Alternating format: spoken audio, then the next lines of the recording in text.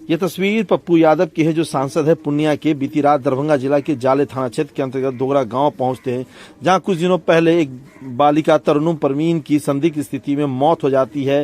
लाश पोखर के पास मिलती है, पोस्टमार्टम के लिए जाती है, लेकिन जब तक रिपोर्ट आती है उससे पहले, जैसा कि पप्पू यादव ने मीडिया को बताया कि डूबने की बात कहा जाता है और फिर आत्महत्या बता करके फैमिली से मना किया जाता है। प्रशासन के ऊपर कई तरह के सवाल भी खड़े होते हैं। वहीं पप्पू यादव जो प्रिंसिपल है डीएमसीएच, उनसे भी बात करते हैं, मेडिकल बोर्ड बैठाने की बात करते हैं। उन्होंने ये भी कहा कि परिजनों को काफी आशंका है कि बच्ची के साथ कुछ गलत हुआ था, तो फिर से पुनः पोस्टमार्टम हो, यानी अगर पुनः पोस्टमार्टम हो, तरन्नुम परवीन की जो बॉडी है वो कब्रिस्तान के अंदर दफन की गई है, बॉडी को पुनः निकाल करके पोस्टमार्टम किया जा सकता है। साथ ही उन्होंने प्रशासन पे भी कई सवाल खड़े कर दिए कि आखिर एफआईआर क्यों नहीं दिया गया, और जो गांव समाज के लोग हैं वो भी सिस्टम पे सवाल खड़े कर रहे हैं। उन्होंने कहा कि क्या हमारे सिस्टम में बेटियों की इज्जत और जान की कोई कीमत नहीं। हम मांग करते हैं इस मामले में न्यायिक जांच हो, दोषियों को तत्काल गिरफ्तार किया जाए और तरन्नुम को इंसाफ मिले। सुनिए पप्पू यादव ने मीडिया को और क्या कुछ कहा। सवाल उठता है कि क्या अब तरन्नुम की बॉडी पुनः कब्रिस्तान से निकाल कर पोस्टमार्टम की जाएगी, ये तो आने वाला वक्त बताएगा। पूरा का पूरा शासन प्रशासन हिटलर की तरह, पूरा बिहार में गाली गलौज और नफरत के अलावा दूसरी कोई राजनीति नहीं हो रही।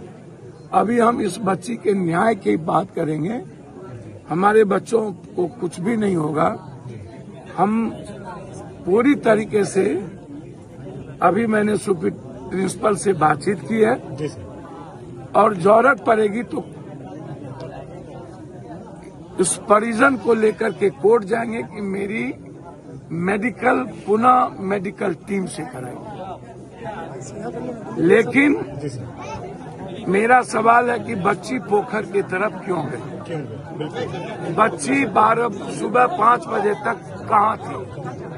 बच्ची को ढूंढने के बाद बच्ची शाम के बाद नहीं मिली, तो नहीं मिली तो बच्ची कहाँ थी? कितने देर के बाद बच्ची कैसे डूब गई? तो ये पूरा जांच का विषय है और बिना साइंटिफिक तरीके से यह घटना को आप डूबने का प्रक्रिया और मामला नहीं बता सकते। ये बिल्कुल गलत है।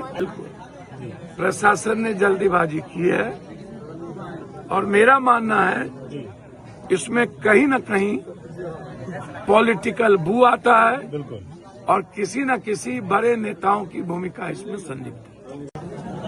और 2 अमुख आदमी वहां थे जो पहले भी उनकी इस तरह के गलत हरकत रहे।